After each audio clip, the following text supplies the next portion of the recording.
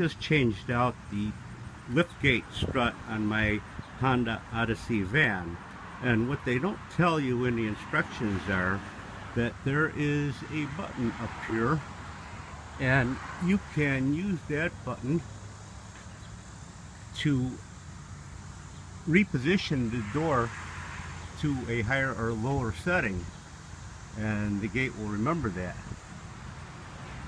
So I'm told. In any event, I couldn't get that strut on, and I was about ready to send it back to the auto parts store, and they swear that that's the proper strut. So I did some research, and I didn't find this anywhere but on the internet.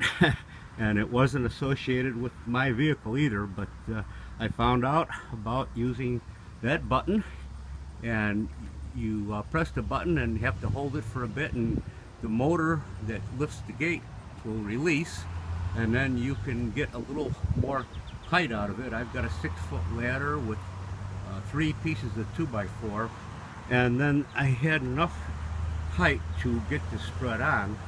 It has 2,400 pounds of nitrogen pressure, and you cannot compress that strut by hand. So I don't have to send the strut back. I am happy as a clam that I found this, but there wasn't much information on the internet, and I really had to dig. So this is a Honda Odyssey touring model with the power liftgate, and if you don't have the power liftgate, I don't think you need this information, but if you have it, you need to release that button to get the door high enough to put the strut on. You really have to push the door up high to get the altitude, elevation that you need to install this strut.